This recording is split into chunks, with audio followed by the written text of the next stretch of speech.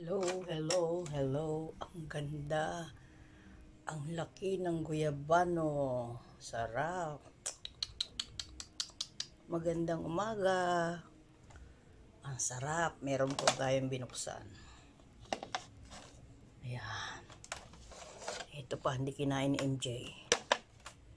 Hindi kasi mga nakain ng prutas to mga to eh. Sarap to.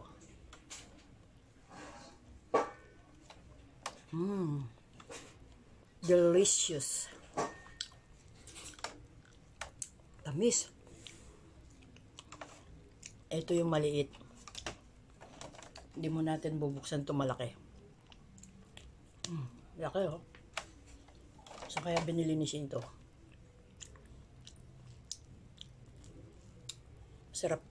Masarap daw kumain ng mga prutas. Kailangan kumain ka ng maasim para mawala yung sugar, maraming sukal sa katawan.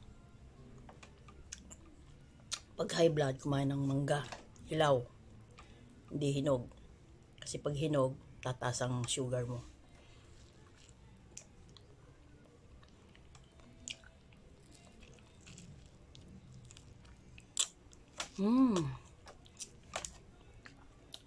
Ang tamis. Parang may asukal.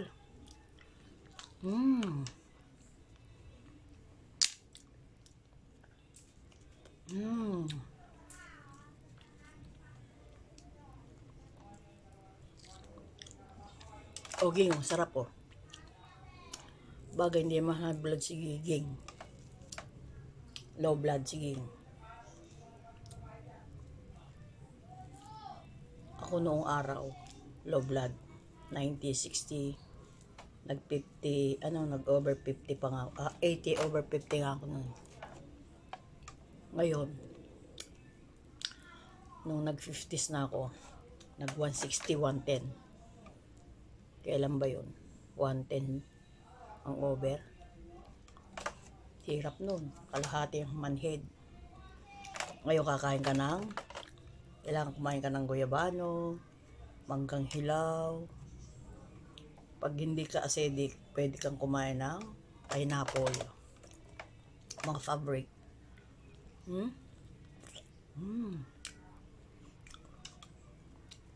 Parang para siyang durian. Pero mas masarap mas gusto ko ang guyabano kaysa sa durian. Hindi mo kinain ng MJ, hindi man inubos. Mga tamad kumain ng mga prutas. Kakainin nun, manggang hilaw. Yan. Hindi sila mahilig sa prutas na ganito. Kain tayo mga balayan. Kumusta na po kayo? Ako ay kumakain ng guyabano mukbang.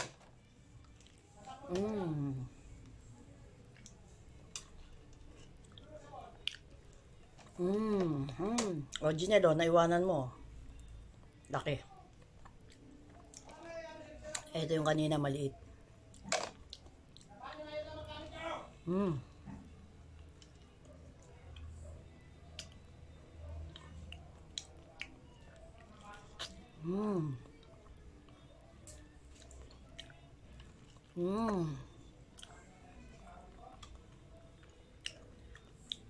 Napakasustansya nito.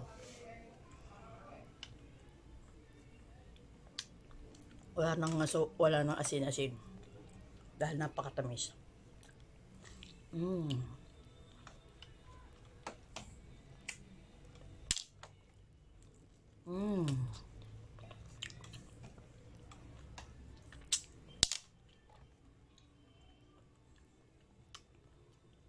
Subukan natin lahat. At baka mabilaukan.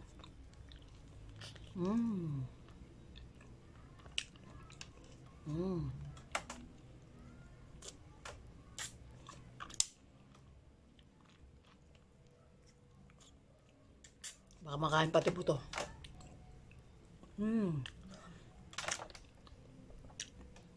Tamis. Walang kasing sarap.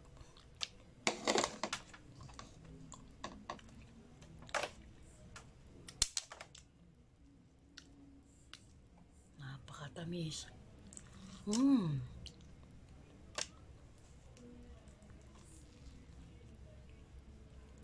Mmm. Kahit bulok-bulok na. Overripe na to eh. O kalahati. Mmm.